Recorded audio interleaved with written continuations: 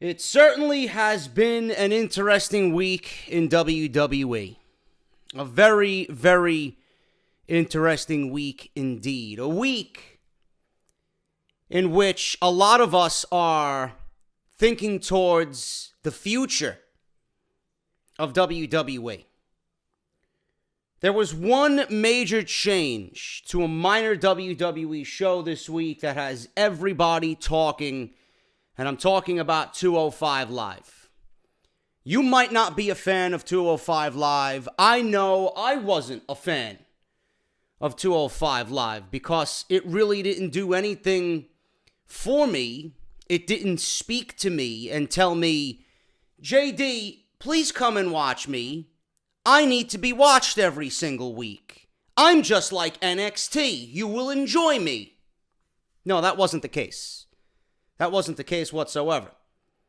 A bunch of talented individuals on WWE's payroll in front of fans that don't know who they are, in front of fans that don't give a shit about them, all controlled by Vince McMahon and his vision of the cruiserweights, which was a complete 180 coming out of the CWC, the Cruiserweight Classic. We as fans know how the cruiserweights should have been positioned. We as fans know how the cruiserweights should have been utilized and presented on WWE television. Vince McMahon wanted to run the cruiserweight division by more of a character-driven personality instead of letting the in-ring work speak for itself. I've been saying for months, I've been saying all year, that is not the way you handle the cruiserweight division. You let them breathe and you let them succeed based on in-ring work. What have I told you guys for over a year now? There's no way you can put Cedric Alexander and Kota Ibushi from the Cruiserweight Classic. There's no way that division would not get over by the body of work that match showed you at the Cruiserweight Classic in the main event of a Monday Night Raw. There's no way. There's no way. Vince McMahon stepped aside on 205 Live. He has given all creative power to Triple H over 205 Live. And what do you know? The last 2 weeks of 205 Live have been praised and praised and praised. People are calling it similar to NXT. Presentation, in-ring work is the focus. Less on the character-driven personalities that Vince McMahon wanted to create or has created already. This is a good thing. This is a good thing. Nobody expected WWE to give you the cruiserweights and relive the days from WCW Nitro where Eddie Guerrero, Rey Mysterio, Juventud Guerrera, Chris Benoit, Dean Malenko, all those guys. We were never going to get that magic back here in WWE in 2017. We were not. We don't have that type of personality. We don't have that type of charisma. We don't have that time frame and wrestling fan. That's the most important aspect of it. We don't have that wrestling fan that is dying to see that type of action. That type of fan doesn't exist anymore. What WWE did here with the Cruiserweight division the last 2 weeks, I am a huge fan of. And I've been saying it all year. Let the body of work speak for itself. This is a good thing. Triple H taking over 205 Live is a good thing. Triple H, as you guys see every single week with NXT, do we ever complain about NXT? Of course we don't. This is a good thing. It's not only a good thing for these shows, because we're going to get more quality programming during the week, but this is a good thing so that you can see how Triple H could possibly run WWE in the future when Vince McMahon starts delegating more duties and he steps aside for more bigger things on his plate, aka the XFL. Now, we're going to go over a story in which Triple H possibly could get Monday Night Raw and Smackdown Live under his grasp. A little bit more creative control on both shows. That's today's top story. Vince McMahon has already come out and stated, and you know Vince McMahon is not going to willingly give you an insight to what's going on behind the scenes in WWE. That's never how the man operated. So when he sat down for the XFL conference, obviously the question was brought up. What is this going to mean for your day-to-day operations in the WWE? He simply stated and then moved on to the next question just as fast. Nothing will change as far as my position on day-to-day activities in WWE. Next question, please. But obviously that is not the case. Vince McMahon is clearly setting himself up to take over the XFL and make sure that this second go-around is successful, unlike the first. If you're running an entire football league, if you're trying to make sure that this football league in its inaugural second season, first season, I guess, redone, resurrected, he's going to make sure that it goes the best it could. You can't do both at the same time. I can't see how Vince McMahon can run the WWE creatively, put all his mindset and his effort into making that the best it could, and then do the same thing with the XFL. This is why he has Triple H here. Vince McMahon needs to step out of that bubble where it's just me, me, me, me, me. Let me do this because this is my baby, and start delegating to his son-in-law, because this is how things are going to go. This is how it needs to go. Vince McMahon needs to see what Triple H is doing is fantastic. His work with NXT is fantastic. The quick turnaround and the praise that 205 Live is already getting in its second week after he stepped away is a great thing to see. If I'm a CEO and I see my son-in-law doing a great job and it takes the load off my back and people are just fucking talking about WWE in the most positive light, then give him more creative control. This is a very exciting time for WWE. This is a very exciting time to be a WWE fan. Triple H is in his mid-40s. He has his finger on the pulse of what wrestling fans want. Vince McMahon is 72 years old, stuck in his own bubble, doesn't even acknowledge any other promotion. Triple H knows everything that's going on in the world of professional wrestling. He knows who's who, he knows who's hot, he knows who he wants. Coming on into the WWE, 2018, 2019, 2020. You don't think he's already eyeing a Kenny Omega? You don't think he's eyeing a Cody Rhodes already when their contracts are up? You don't think he's eyeing the Young Bucks? You don't think he's eyeing all these other guys that are hot right now in the industry? Of course he does. That's not what Vince McMahon is doing. Vince McMahon doesn't even know or care about anything else unless it's in the WWE bubble. Triple H knows what's popular in the wrestling business. Triple H knows the wave of professional wrestling in 2018, while Vince McMahon is stuck in his mentality 20 years ago. This is why I'm excited.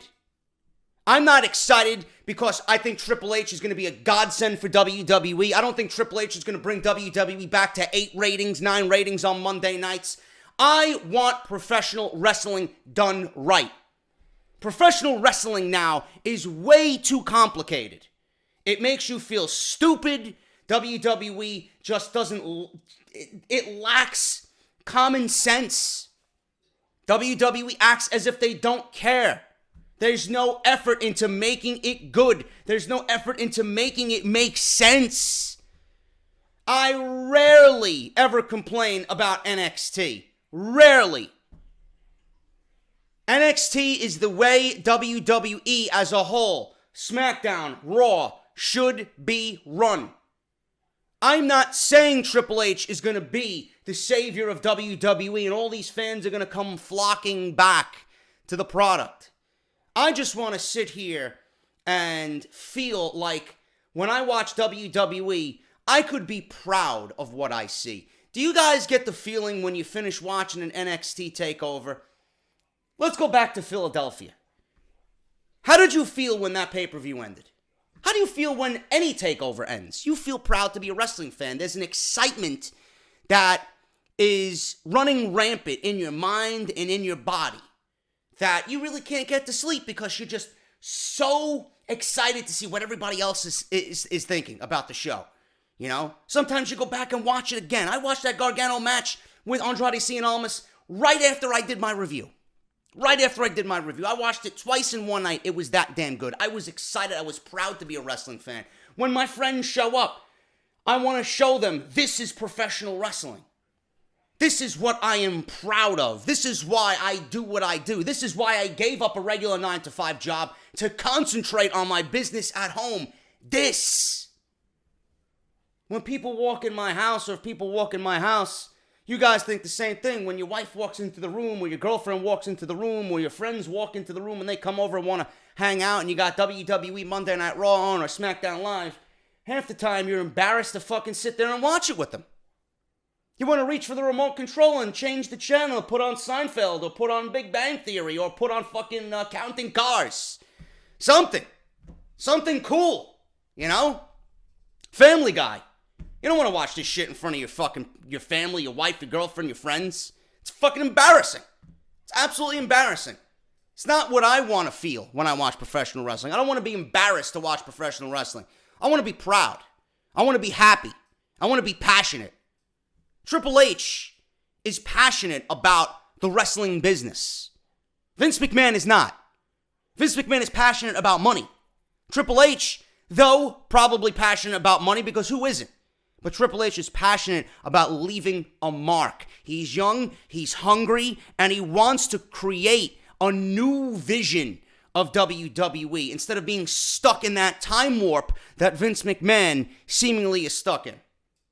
That's why I'm excited about Triple H. Not because I think he's a godsend. Not because I think he's going to be the second coming of fucking WWE.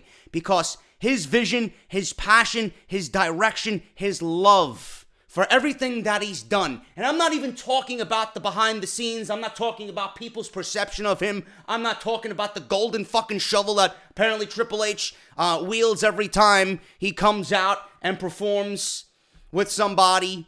You know, I'm not talking about the political side of Triple H. I'm talking about the man, Paul Levesque. I'm talking about the man who has all these beautiful qualities in what we're looking for to take the WWE to a place that we can all be fucking proud of.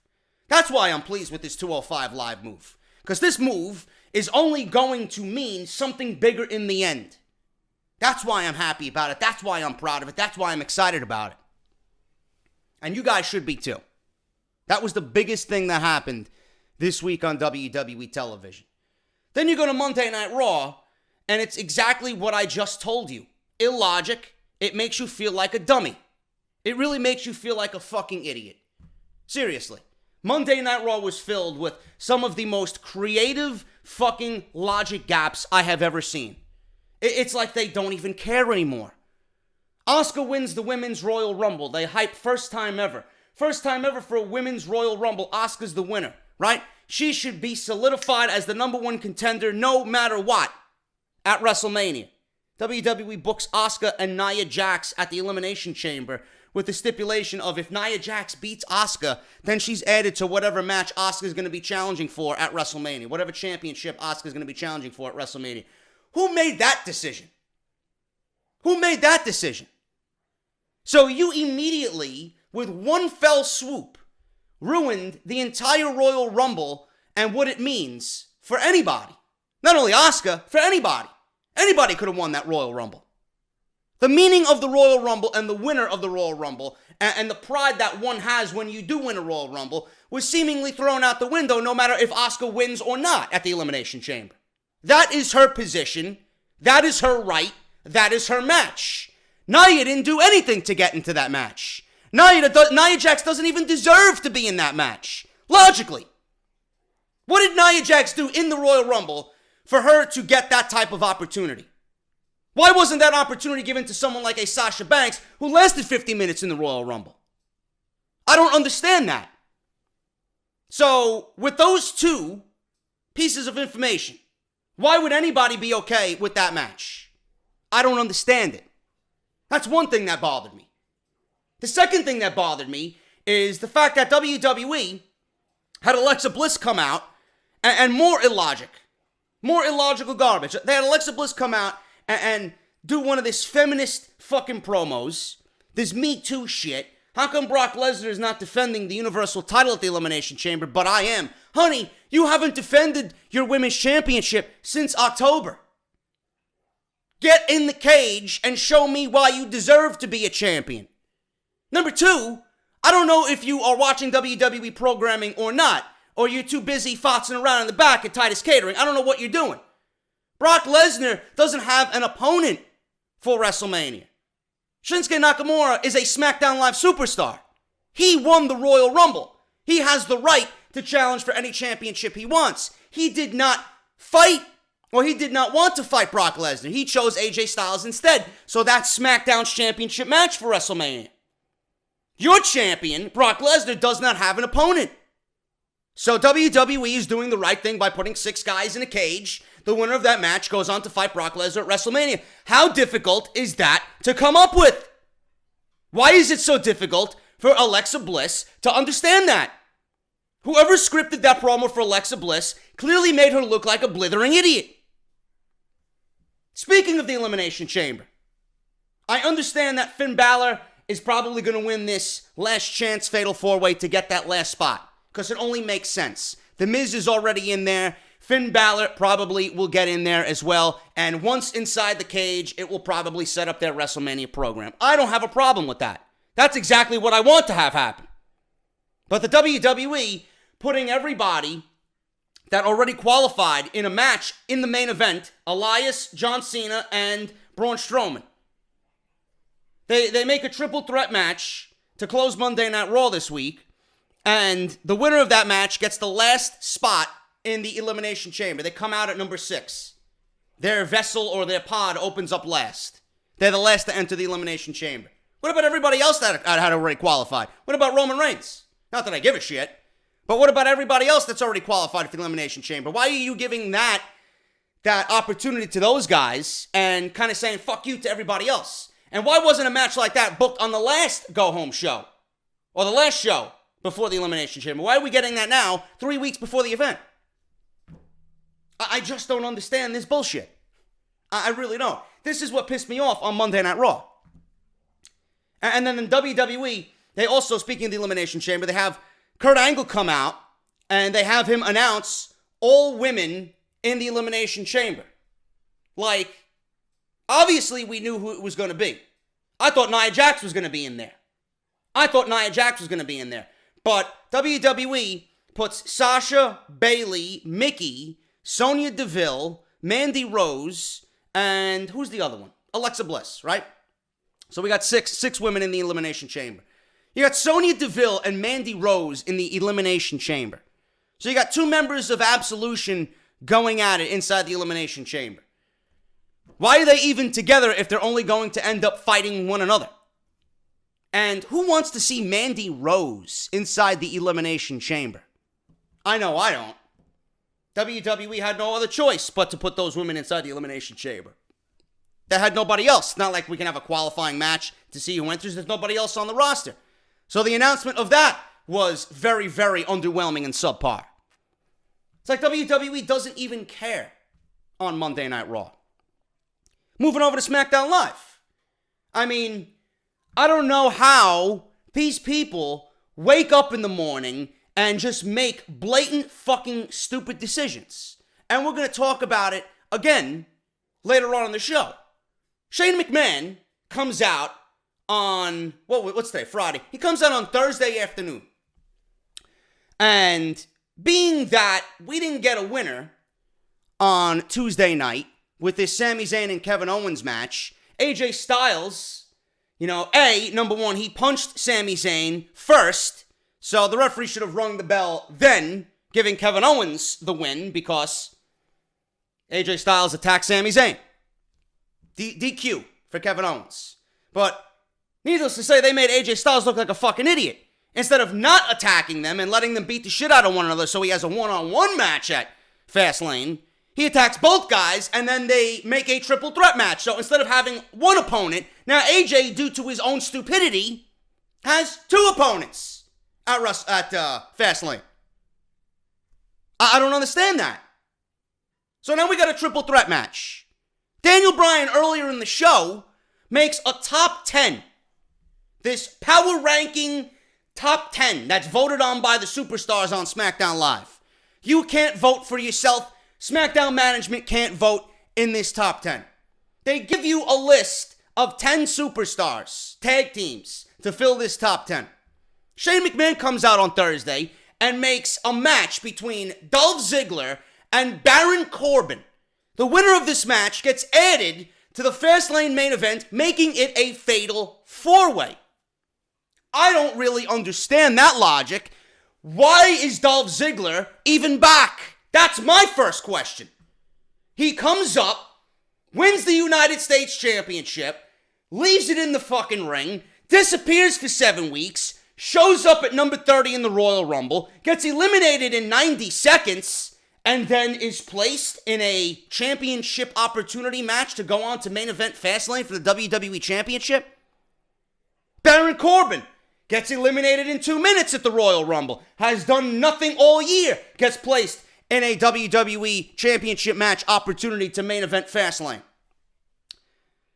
Excuse me, Road Dogg, Shane, whoever's in charge of Smackdown Live, did Dolph Ziggler or Baron Corbin have anything to do with that top 10? Were they in the top 10 for them to be placed in this type of opportunity? Why would you come up with a top 10 concept and then immediately shit all over it by putting 2 guys who didn't even appear in the top 10, probably wouldn't even appear in the top fucking 20, and give them an opportunity like that to main event Fastlane? You shit all over that concept already, to the point where if you do it again next week, I'm not going to care. If you don't care, why am I, as a fan, going to care? What does Dolph Ziggler have to do with anything with the WWE Championship? He's been gone for 7 weeks. He got eliminated in 90 seconds in the Royal Rumble.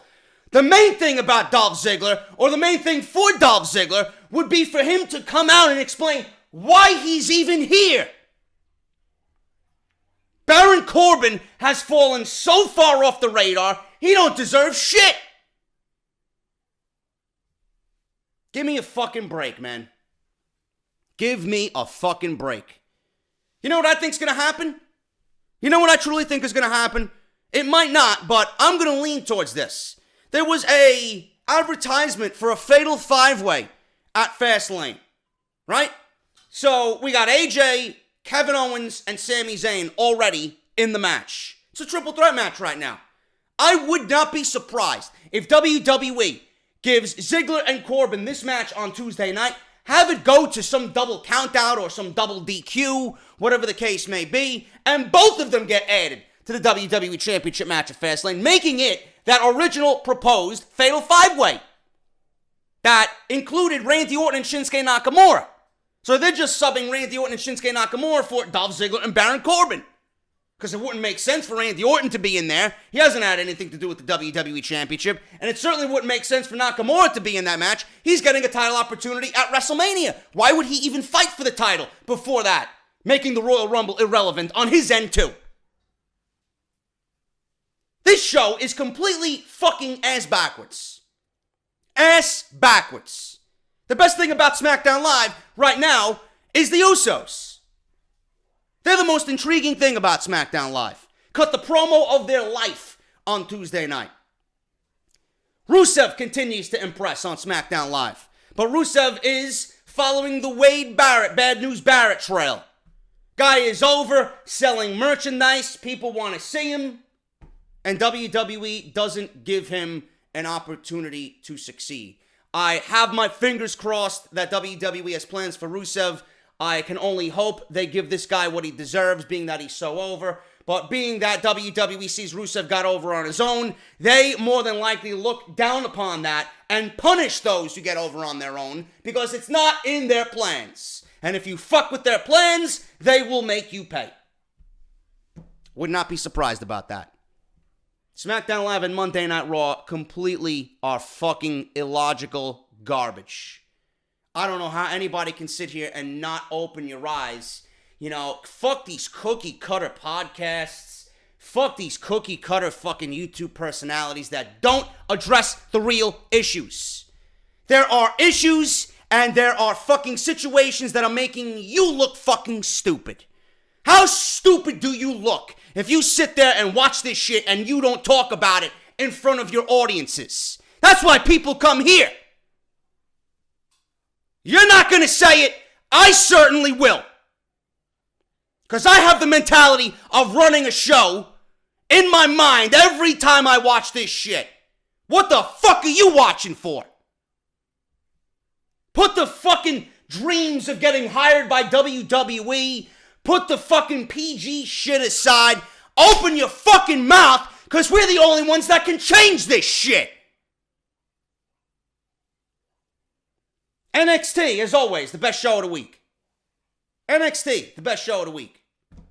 Got a great 6-man tag Texas Tornado match with Undisputed Insanity. We got a great segment with Johnny Gargano, Andrade Cien Almas, Candice LeRae, and Zelina Vega. Johnny Gargano potentially walking away from NXT. We talked about this on Wednesday. All videos you guys can catch up on NXT, SmackDown, and Raw in the annotations that you see in the top right corner of the screen. Johnny Gargano accepted a title match, but if he loses, he leaves NXT. We discussed how this could possibly work for WWE with Johnny Gargano. Does this mean Johnny Gargano's being brought to the main roster? Fuck no. He ain't going anywhere until we get a Tommaso Ciampa Johnny Gargano match. What does this mean? Is he going to 205 Live? 205 Live is not where Johnny Gargano belongs. Johnny Gargano is way beyond fucking 205 Live. Johnny Gargano should be on the main roster with the likes of AJ Styles, Seth Rollins, Finn Balor, Samoa Joe, and guys like that. 205 Live should have nothing to do with Johnny Gargano, and vice versa. Johnny Gargano more than likely will lose this match. And I think the only way that Johnny Gargano is brought back to WWE and NXT is by way of Tommaso Ciampa. And I mentioned that Ciampa needs to go on a rampage because he wants to make Gargano's life a living hell. I'm very curious to see how WWE will bring Johnny Gargano back if he does lose. And I know the outcome already. I don't want to spoil it for anybody. Anybody that posts spoilers in the comment section will be banned forever. So please be respectful of others. I know what happened already. If Gargano loses this match, how are they going to bring him back to television before NXT TakeOver New Orleans and a match with Tommaso Ciampa? Very, very interesting situation. Very interesting situation. So NXT, as always, hit a home run again this week. I'm looking forward to whatever else they got at the center stage in Atlanta for these TV tapings. Ricochet's making his debut. Lars Sullivan is back. We got Aleister Black and Andrade Cien Almas more than likely for the NXT Championship at TakeOver New Orleans. How is that going to come to be? Will we see War Machine? The Dusty Rhodes Tag Team Classic is coming back, apparently. NXT is the best it's ever been right now, and I can't wait to see what they do, man. And that's the same thing every single week. NXT leagues above whatever SmackDown and Monday Night Raw are doing because they don't make you feel like a fucking idiot. They don't make you feel like a blithering idiot. So we got a lot to go over today, man. We're going to talk about Triple H possibly taking over Monday Night Raw and SmackDown Live, or at least getting more power on both brands. Cody Rhodes defends Vince McMahon on Twitter. WWE wants to stop all 10 chants for Ty Dillinger going forward. McMahon turned down an idea for Goldust and Marlena on Raw 25. And news on Fastlane, the Fatal 4-Way, and the match card for March's pay-per-view right before WrestleMania. We got all that lined up today. Let's hit the intro. I'll see you guys on the flip side. This is episode 208, part number 1 for your Friday, February 9th, 2018. This is the number 1 fucking wrestling podcast right here on YouTube.com for everything WWE. This is Off the Script.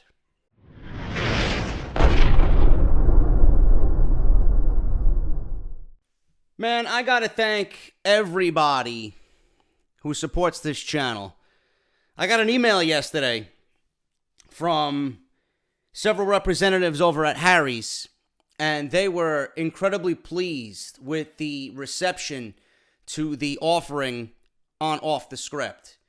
And in the email, they said that they were so pleased with the 1 month that we've been supporting and promoting their product that they want to sign Off the Script on for the entire year of 2018, man. And that's all because of you guys. And I want to thank everybody from the bottom of my heart for listening to when I tell you something and for supporting me in everything that I do, no matter if it's the podcast itself or people who are supporting the podcast as far as sponsors go. Without you guys, none of this would be possible. And I want to thank everybody here to begin the show because of all that. So we are now a full-fledged Harry's Razors partner for the rest of 2018. And if you guys want the best shave of your life, I'm telling you, man, Harry's is going to get it done. So today and for the rest of 2018, we're going to give you guys, right here, courtesy of Off the Script, we're going to give you the best shave of your life, a free trial shave set on the house. All you guys have to do is pay the shipping and handling. You're going to get a razor blade, a razor handle, a razor blade protective case, and Harry's ever so gentle on the skin, and it feels fucking good shave gel, all for free, man, just for going to harrys.com/script. Now, if you guys have already signed up, I'm sure there are people in your family that shave, whether you have a brother, whether you have a father. Hell, get the women involved, man. I know women got to shave their legs, right? So listen, there's no better product to use than Harry's. I'm telling you, you're not going to use anything else once you shave for the first time using Harry's, man. Those other guys, fuck them. Get rid of them. You're never going to go back and look at them again, man. harrys.com/script. Thank you guys so much for all the support. Harry's is definitely the best shave of your life. I've been using it for 4 months, and I don't plan on ever going back to those other guys, man. harrys.com/script. Also want to thank Audible. They are on for the entire year as well. The fine people over at Audible have been sponsoring Off the Script all through 2017 and on into 2018. You guys can get 30 days free. That's 1 month free of Audible service. All you got to do is download the app. Whether you have Google or iPhone, you guys can download the Audible app for free. You're going to go to audibletrial.com/offthescript. You're going to choose your free audio book.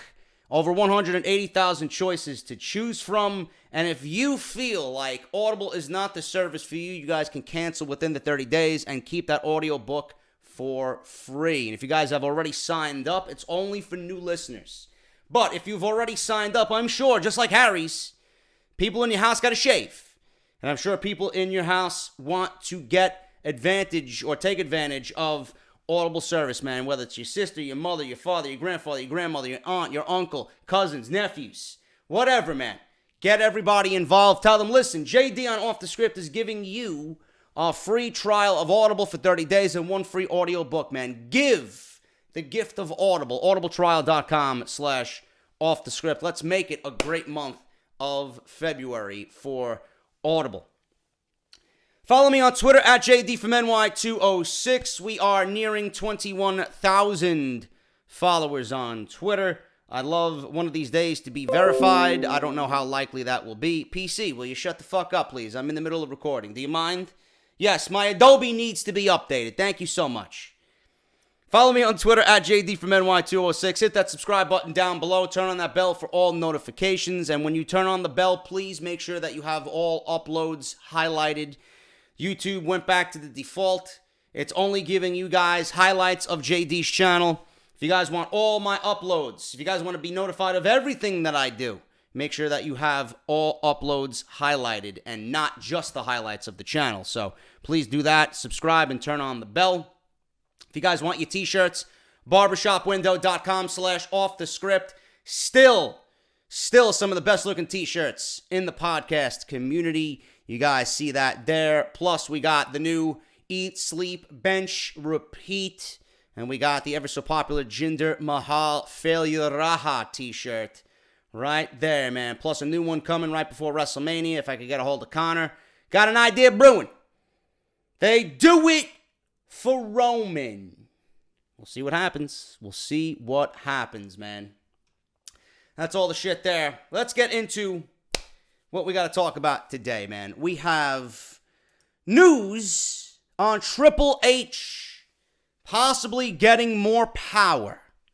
Triple H getting more power in WWE, specifically over Raw and Smackdown Live. Triple H could be getting ready to take on a much bigger role within the WWE backstage, and it's all because of the big XFL relaunch planned by Vince McMahon in 2020. Vince McMahon made the announcement earlier this year that he would be bringing back his formerly defunct Professional Football League. The launch is planned for the year 2020 and is being described as football reimagined.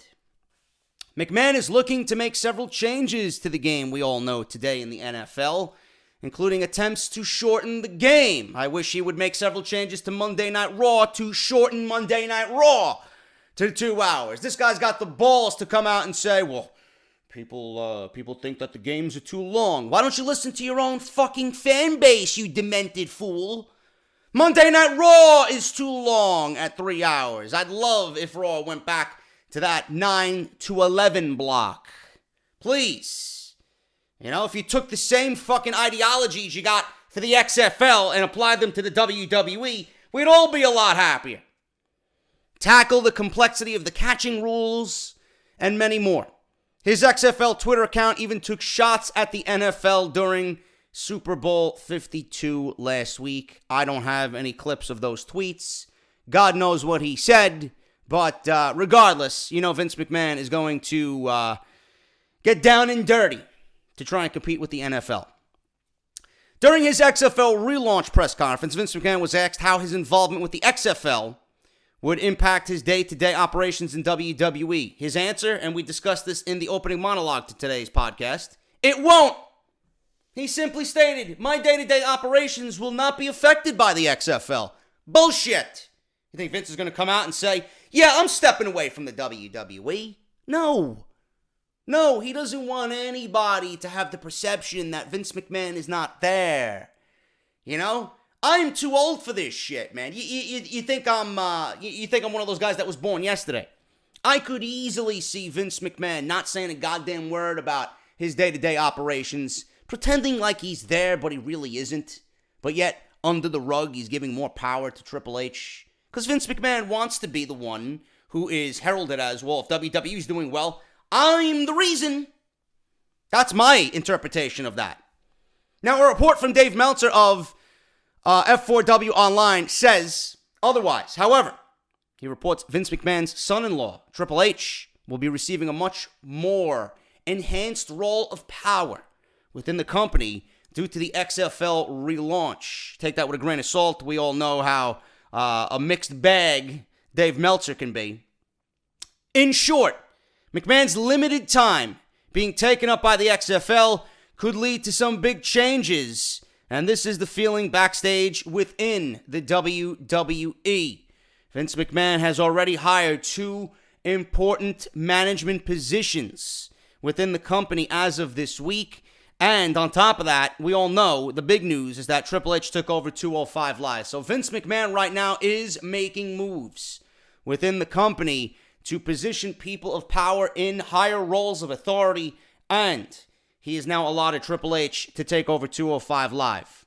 Now, this is where things get interesting.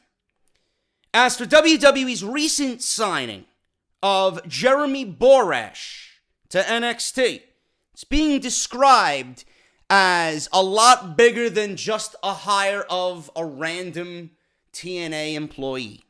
More people could fill key positions within Triple H's team around the time of the XFL launch, and a lot of people are speculating that Jeremy Borash will have a key role on Triple H's team as we go on into the next couple of years, as Triple H starts to align his team of people to work behind him when he eventually takes over slowly but surely and gains more power within the WWE. So we all know,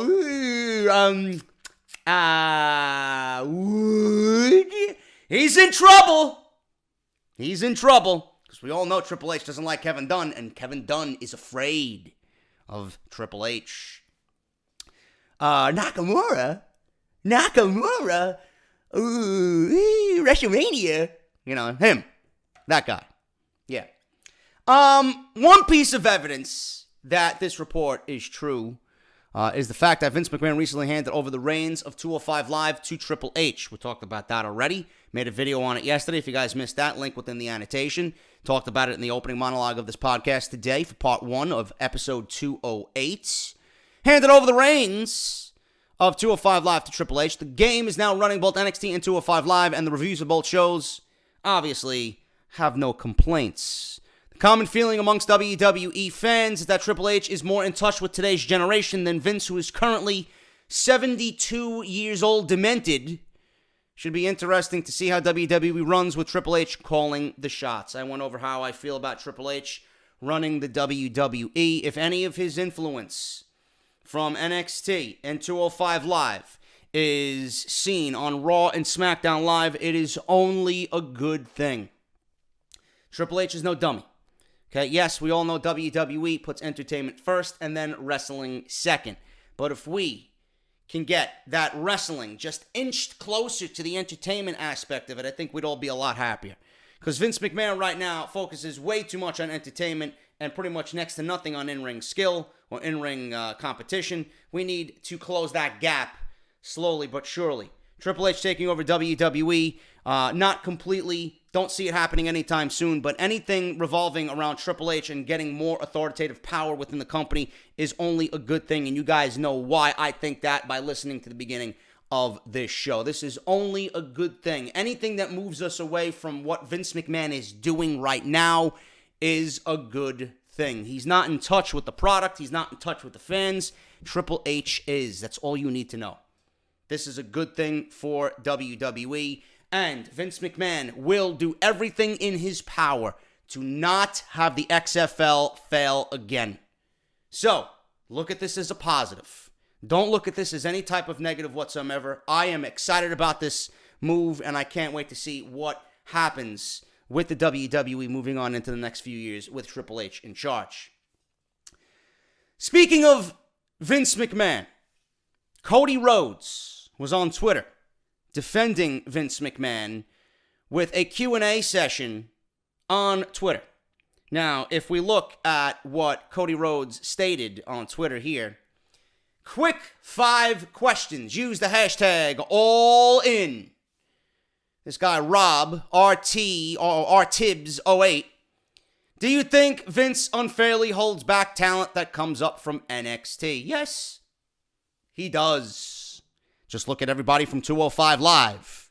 Look at how the Cruiserweight Classic was handled, and look at what Vince McMahon did to 205 Live. Do I need to fucking explain to you any further? And this is why I want Triple H to take over.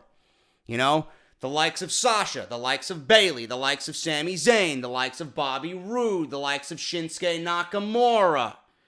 Guys like that, Neville possibly coming back. Guys like that could potentially be positioned better under Triple H because he was their quote-unquote father in NXT.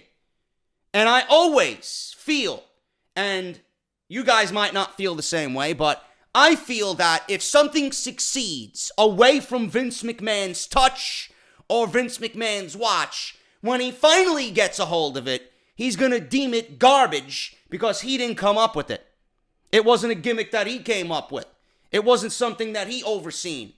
So I can sense Vince and his team having some sort of animosity and jealousy and envy towards Triple H and what he's doing.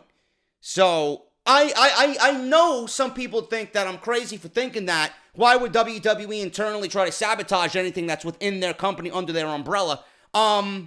When in-ring competition really doesn't matter in WWE, and Vince McMahon, is a power-hungry, fucking demented 72-year-old man, I could certainly see that.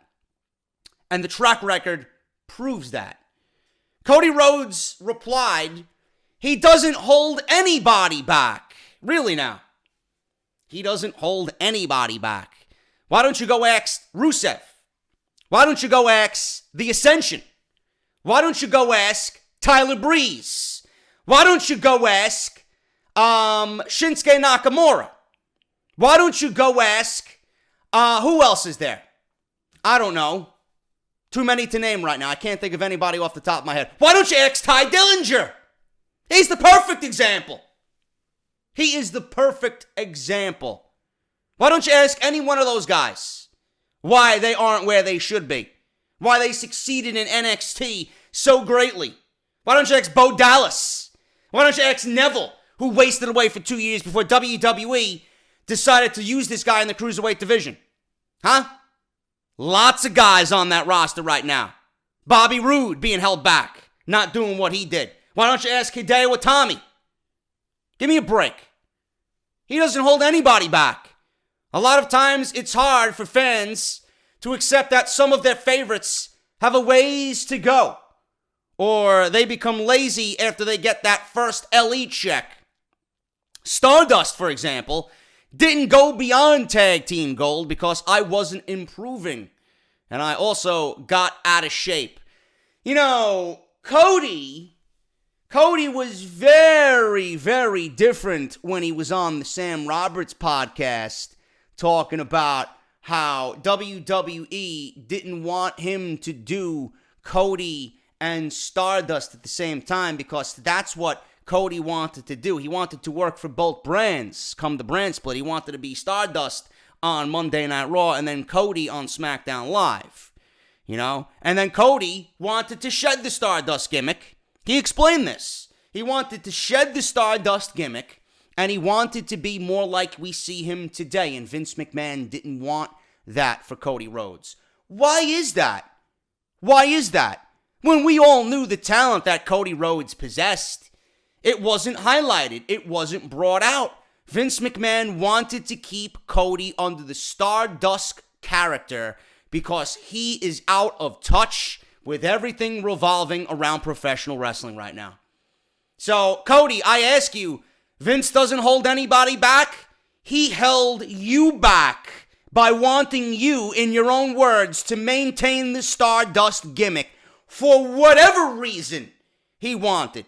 He held Cody back, just like he's holding Bayley back, and just like he's holding Sasha back, and just like he's holding Sammy back, and has held Sammy back, and how he's holding Bobby Roode back, and how he's holding the Ascension back, and Tyler Breeze, who may be the most gifted fucking in-ring performer in that entire company. Don't tell me he ain't holding people back. He certainly is. This is Cody giving you a political answer because he doesn't want to burn a bridge. He ain't going to be in Ring of Honor forever. He ain't going to be working Wrestle Kingdom forever. He'll be back in the WWE. He knows for a fact that he needed to leave WWE to get where he is today, and good on him. When he goes back to Vince, Vince is going to see somebody that he never seen in Stardust. Cody's going to make himself a whole hell of a lot more money going back to the WWE. So Cody Rhodes is full of shit. Full of shit is Cody Rhodes. I don't believe that for a second. So we seen this Q&A, and do you think Vince unfairly holds talent back from NXT? Rhodes responded the way you seen. Now, the man we now know as the American Nightmare, you know, a play off his WWE Hall of Fame father, Dusty Rhodes, as the American Dream, said that a lot of stars get comfortable getting their first big check, thus becoming lazy. Same thing that Kenny Omega said. People get lazy once they get to WWE, and they're contemplating, you know, I'm comfortable here. I don't need to do any more than I'm doing. I'm getting a decent paycheck. Meanwhile, guys like Kenny Omega want to take over the fucking world. And that's the way I am. That's my mentality. He used himself as a prime example, revealing that he got out of shape during his days playing Stardust in WWE. Now, while a return to a WWE world is possible at some point for Rhodes, he's currently seeing a ton of success right now in Ring of Honor and in New Japan. He's currently embroiled in a feud with former IWGP Heavyweight Champion Kenny Omega, who Rhodes seemingly kicked out of the Bullet Club. Their match will take place WrestleMania weekend at Supercard of Honor, and right now people are excited for that. It might be one of the best matches of the year. Ring of Honor has sold more tickets as fast as they can to that Supercard of Honor show, with that match headlining the show WrestleMania weekend, man. So good on you guys if you're going to that show in New Orleans. I think Cody's full of shit. I think Cody, like I said, is one guy that seemingly can see himself back in WWE. You know, Triple H is, looking at Cody and seeing the success that he has, and he wants him back in WWE because that's the way he operates. And I honestly think that Cody doesn't want to burn a bridge, so obviously he's not going to say anything bad about Vince McMahon. He never really had anything bad to say about Vince McMahon ever, but he's never going to come out and say, yeah, Vince McMahon blatantly holds talent back. Of course he wouldn't say that. Of course he wouldn't say that. This is a politically driven environment, a politically driven industry. You got to tread lightly. If you want to ever get back there, then keep your mouth shut. Say the right thing. Don't go out there and say something that you're going to regret later on. That's just my take on it. Perfect example of Cody being wrong. WWE wants the fans to stop chanting 10 for Ty Dillinger. But he don't hold talent back though, right? Ty Dillinger gets over on his own. Was in WWE for 10 years until he found the perfect 10 gimmick. Fans are chanting it. Fans of this, fans of that. They want to see Ty Dillinger chanting 10 with the referee. Every fucking count. 2, 10. 3, 10. Right? They want it to stop. They want it to stop. Just like they have Greg Hamilton go out there and say one fall and get right into the fucking match. You don't do that long-winded stop with the ring announcements. This match is scheduled for one fall, and the crowd chant one fall, right? He goes right into it. You got JoJo. JoJo's fat ass, man. She ain't saying anything about one fall, man. I'm going to give her 5 falls when I get back to the hotel room, man. Bray Wyatt, man. I still don't understand that. Anyway, you got JoJo coming out. She don't even say one fall. She's like, this match is for the Intercontinental Championship. She's taking away all the fun on Monday Night Raw. Now WWE wants to stop fans from chanting 10. Ty Dillinger might be negative 10 on Smackdown Live. Might be the perfect 10 to some. I don't know. Depends on how you perceive him. But apparently his reaction from the WWE Universe isn't one that they necessarily want backstage. I don't understand that. So WWE wants to stop the 10 chants, but last year they have him come out at number 10 in the Royal Rumble. This year, they put him at number 10 in the Royal Rumble. And then on this mock embarrassment of a top 10 on SmackDown Live that they seemingly just ruined after 1 week with Shane McMahon's announcement, they put him at number 10 on the list. You want the fucking 10 chance to stop, but everything you do with this guy revolves around the number fucking 10. I don't understand these people. Dillinger was listed at number 10 on the first week of SmackDown's new ranking system, and Dave Meltzer opened up about the new SmackDown ranking system on the Wrestling Observer Radio this week. So WWE doesn't even want people chanting Dillinger's name anymore. They don't want him chanting anything at Dillinger.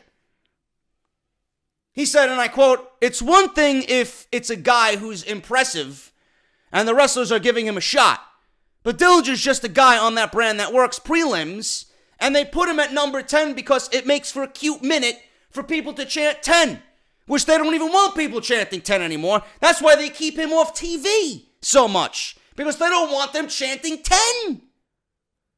So let me get this straight. The guy is a WWE employee for over 10 years. He gets stuck in NXT, floats around NXT, comes up with a gimmick that is, quote unquote, no pun intended, perfect for him. He's a decent fucking above average wrestler in the ring. He's got a great babyface makeup and mentality that fans can get behind. He would be perfect for an Intercontinental Championship feud with someone like The Miz, or a perfect guy, babyface, to challenge Bobby Roode, heel, for a U.S. Championship. Guy comes up with a gimmick that works for himself. Guy comes up and gets himself over. And then they don't want to feature him on TV because they have a problem with chants? I mean, is this prison? Or is this wrestling? Who the fuck are you to have anybody in that audience not chant anything? We pay our money to go to these shows. We can chant whatever the fuck we want. And hasn't WWE learned? The more you say, don't do something, the fans are gonna do it 10 times worse. I don't understand these fucking people. It's like they don't learn their lesson. It's like they don't learn their lesson. What happened with Daniel Bryan and Stephanie McMahon coming out saying that Daniel Bryan was a B-plus player, that the yes movement and the yes chants are fucking terrible? The fans did it more and more and more, and they did it each time louder and louder and louder. If this catches wind with fans, then all you're gonna hear is fucking 10 chants. You still hear the one fall shit, even though WWE does everything in their power to not embrace it. They don't even do it in NXT. Mike Rome don't even do it in NXT anymore. This is bullshit. So next time you're watching SmackDown Live and Ty Dillinger doesn't get an entrance on television, that might be the reason why. Apparently hearing 10 chanted over and over again isn't something WWE would like to promote, which is absolutely pathetic. Like I said, just going to show you how good Dillinger can be and what he's capable of. They seemingly want to kill him. Now, I'm not comparing Ty Dillinger to anybody here like this, but what happened to Aaron Judge right on the end? I'm going to use him as a perfect example, right? If Aaron Judge went out there and nobody knew who he was before last year, if Aaron Judge goes out there and he did what he did, he was surprising everybody, guy was fucking nailing home runs left and right, he was the fucking MVP of the Yankees last year. If Aaron Judge comes out of April, comes out of opening day, we get to May and June, and this guy is outperforming and exceeding expectations left and right. Are you going to fucking punish him? Are you going to punish him? You're going to take Aaron Judge for doing his fucking job, just like Ty Dillinger is doing. Ty Dillinger is doing his job. He has a job to get over with the audience, which is not a easy thing to do. He did his job and he got over. Aaron Judge did his job and made himself the fucking centerpiece in which the Yankees are now going to build around. I'm not saying that Ty Dillinger is going to be a centerpiece in which the WWE is going to build around. Ty Dillinger is a quintessential fucking great sixth man, if you're thinking basketball terminology. Ty Dillinger is a mid-card, upper mid-card guy that could benefit any title mid-card and could make a show better if you let him go. You think WWE, you think the Yankees would bench Aaron Judge for doing his job? Of course not. You're going to put him out there and let him do what he's got to do. It's like WWE doesn't want to make money off Ty Dillinger. It's like they got a money machine in Ty Dillinger. They got someone who can enhance your show in Ty Dillinger, and they don't want to use it. This is pathetic. This is absolutely fucking a disgrace. Never in my life. I hope this is fucking fake news. I hope this is all fabricated bullshit by some fucking wrestling site out there. This is trash. Absolutely pathetic. Yeah, but Cody Rhodes comes out and says, if this is true, that negates everything that Cody Rhodes just said. Burying talent. Of course he buries talent. If that's true, I don't know what the fuck you're thinking of. That is grade A burial. Don't want the fucking chanting 10. The fuck are you? Pay money to fucking sit there and do what? Chant Roman Reigns? Should fucking stop the Roman Reigns chants. More Vince McMahon garbage. Just goes to show you how out of touch this fucking guy is.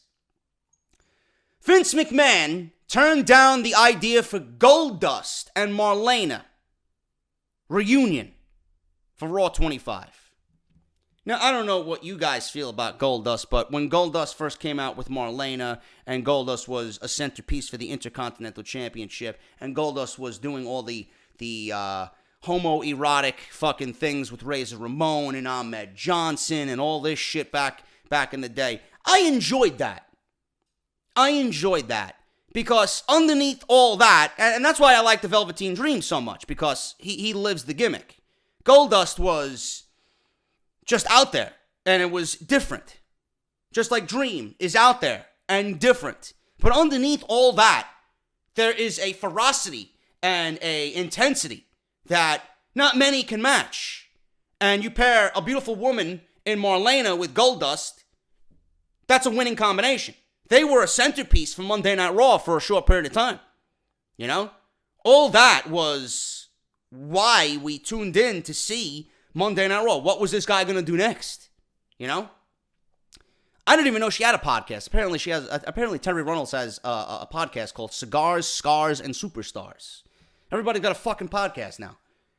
Terry Runnels shared some backstage stories from Raw 25.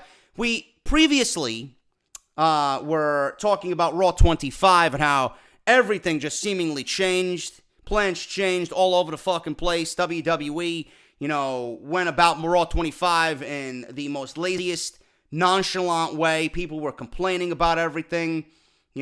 She was disappointed with the way the returning female stars were used, which is something that we talked about here. Kelly is apparently one of the greatest women superstars of all time. On what fucking universe? On what planet?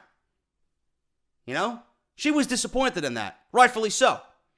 She also revealed a pitch that was shot down by Vince for her and Goldust on that episode, and I quote, "We were all told to meet at the stage for rehearsal.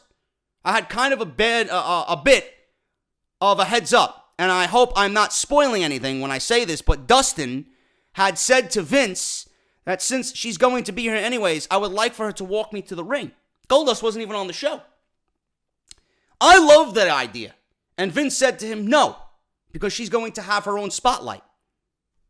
Terry Runnels is great for Goldust, but I would not put her on stage as one of the greatest female WWE superstars of all time. That's a joke. That's a joke. I asked him what that meant about me having my own spotlight. Would I be going out to the ring with him and there's going to be a spotlight on me? He says that he doesn't know, but I was going to have my own spotlight. Vince McMahon doesn't know. Vince McMahon doesn't know. Are you kidding me? So I get there and they call all the girls and we get to the stage and they literally said that we are going to call you out in this order. This is the mark that you're going to stand on. You're going to wave and walk back. We all kind of dropped our jaws and says, this is what you have us doing? Are you kidding me? We were looking out to have my own spotlight as Marlena, and I even emailed Vince and told him that I'm bringing my gold dress just in case you change your mind. Dustin said to me later that he doesn't know what it means, but it does mean that you are not coming out with me. I sent the email just hoping that Vince would change his mind, so that was disappointing. It was not that I wanted to be alone where I say to everyone, hey, look at me, I am a diva extraordinaire, I need my own spotlight. I just felt like we were misused, which is the best way for me to explain it. I felt that there was a better way for us to be used, but don't ask me because I really didn't think it out.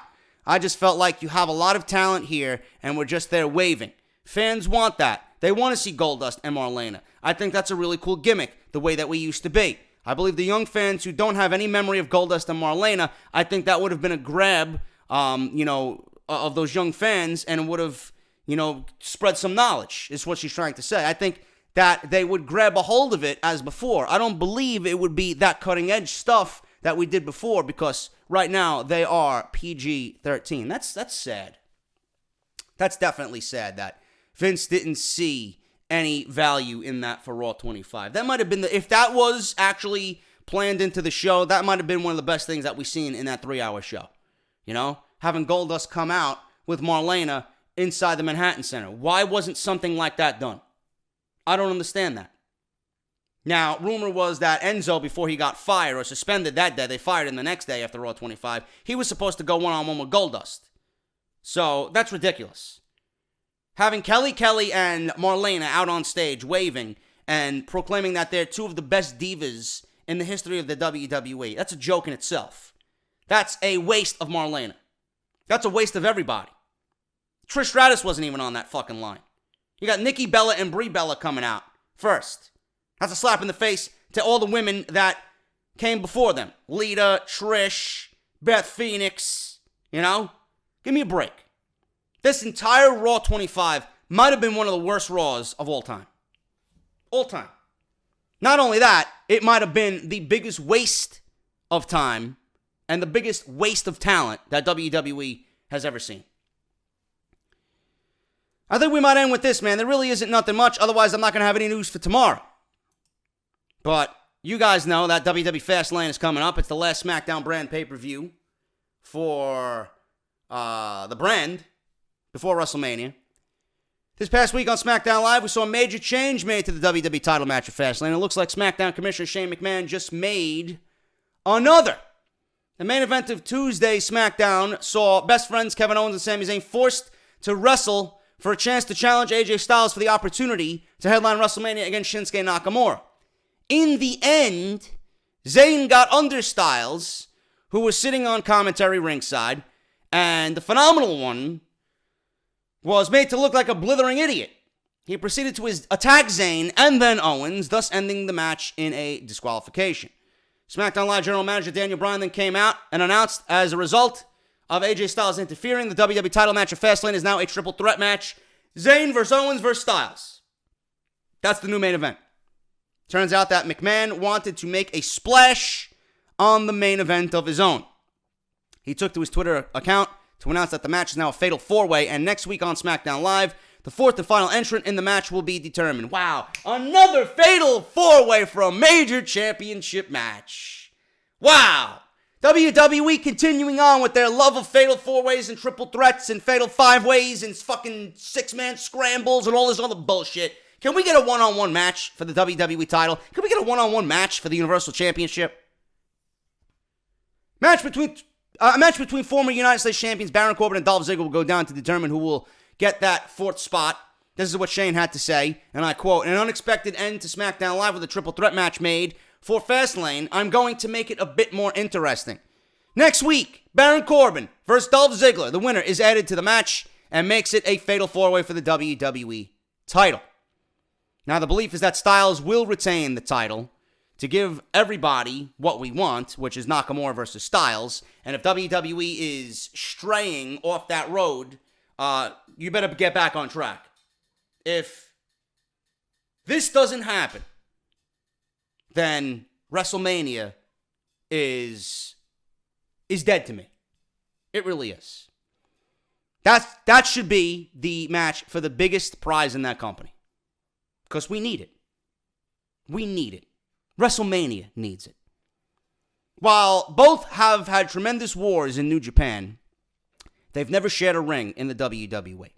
Now, Meltzer reported in the latest edition of the Wrestling Observer that other matches will be taking place at the event, such as Bobby Roode versus Randy Orton for the United States Championship, and the Usos versus the Bludgeon Brothers for the SmackDown Live Tag Team Championships. We could see Ruby Riott versus Charlotte as well. I'm assuming that's where they're headed with that. But, you know, I want to say that whoever wins this match here, Ziggler or Corbin, more than likely Ziggler. I want to say whoever wins this match here is the one that's going to take the pinfall. But I can't even sit here and be completely honest with you on that statement. We thought that same thing when Ziggler was in that triple threat match with Corbin and Bobby Roode. He ended up winning the fucking title. We all thought he was going to be added to that match because they didn't want to pin Corbin or they didn't want to pin Roode. So Ziggler was there so that Bobby Roode can pin Ziggler and not pin Baron Corbin. Ziggler ended up winning the match and he wins the United States Championship. He gives up the title the following Tuesday. He disappears for 7 weeks. Shows up at number 30 in the Royal Rumble with no explanation. And then all of a sudden he's put back on SmackDown Live with no explanation again in a match with Baron Corbin. Two guys who have nothing to do with the WWE Championship. Two guys who didn't even come on the top 10 that they talked about earlier in the show. So not only did they shit on this new top 10 system and make it completely irrelevant, they still haven't given us an explanation as to why Ziggler is back. Where the fuck did he go for 7 weeks? Why did he give up a U.S. title that he's not talking about anymore? I don't get the logic here. If Ziggler doesn't come out and explain why he's back, why am I going to care about Dolph Ziggler? And then what does Dolph Ziggler do after this? Guarantee you, WWE puts him in some multi-man match at WrestleMania for the United States Championship, which will make Dolph Ziggler look like a fucking idiot. Gives up the title only to come back and fight for the title that he never lost? Why the fuck did he give it up? I'm done. I'm really done. I'm really done coming up with an explanation and a reason to why I should care. I don't know why Ziggler in the 7 weeks didn't walk away. Why are you even here? You realize that they fucked you up. Whatever they had planned for you, that 90-second elimination in the Royal Rumble fucked you up. Trash. I really don't even give a shit. Like I said in the beginning, I wouldn't be surprised if this is a double DQ and this match is made into a fatal 5-way. With both of these guys being added, because Baron Corbin has nothing going on. Ziggler has nothing going on. I guarantee you, I might be wrong, but I am making a prediction that this triple threat match, not only will it be a fatal 4-way, but it will be a fatal 5-way. Watch. The creative direction in WWE is absolutely mind-numbingly pathetic. It really is. I just don't care. Things need to change, and my God, Triple H can't take over SmackDown Live soon enough. That's Off the Script. That is 208, part number 1. If you enjoyed the video, hit that thumbs up. I will see you guys right back here on Saturday afternoon for part 2.